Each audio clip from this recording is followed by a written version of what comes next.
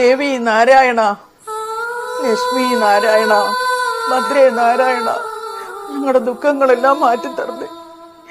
ഞങ്ങൾക്ക് ആരുമില്ല, ഞങ്ങൾ കൈവിടല്ലേ ദേവി.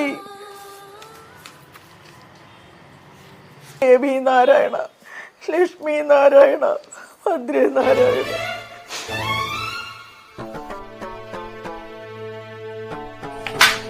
ഓ, നേരം വെളുത്ത വയ്യോളം വെട്ടി വിഴുങ്ങി ഇരുന്ന് നാമം ജപിക്കുക.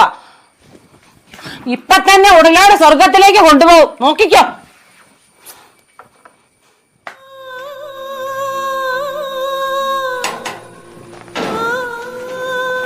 ഇന്നാളല്ലേ നിങ്ങളെ തുണി ഞാൻ വന്ന കാലം തീച്ച് ഉറക്കവും നാമം ചൊല്ലുമായിട്ട് കഴിഞ്ഞു കൂടുവല്ലേ.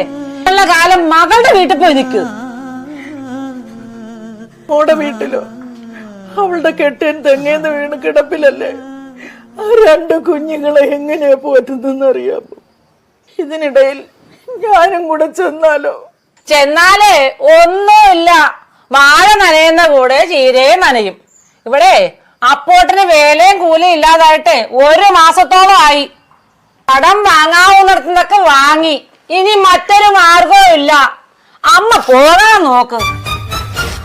അച്ഛൻ ജീവിച്ചിരുന്നെങ്കിൽ നീ ഇങ്ങനെ എന്നോട് പറയുമായിരുന്നു.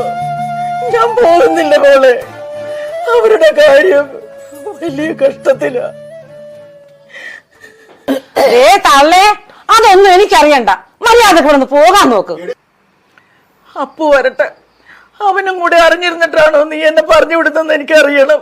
അതെ, അപ്പോട്ട് എന്നോട് പറഞ്ഞു നിങ്ങളെ ഇവിടുന്ന് ഇറക്കി വിടാൻ. പോയില്ലെങ്കിലേ അടിച്ചിറക്കാനും പറഞ്ഞു. അപ്പു അങ്ങനെ പറയില്ല. അവൻ എന്റെ മോനാ, ഞാൻ നൊന്ത് പ്രസവിച്ചതാ. എല്ലാവരും നൊന്ന് തന്നെയാ പ്രസവിക്കുന്നത്. കൂടുതൽ വർത്താനം ഒന്നും പറയണ്ട, പോകാൻ നോക്ക്. എന്റെ മരുന്നെല്ലാം തീർന്നു. അപ്പു വാങ്ങിത്തരാന്നാ പറഞ്ഞത്. അവനൊന്ന് വന്നോട്ടെ. ഇതങ്ങ പിടിച്ചേ, കയ്യോടെ പിടിച്ചേ, പോകാൻ നോക്കുതേ. 1 മാസം 10,000 രൂപയുടെ മരുന്ന് വേണം.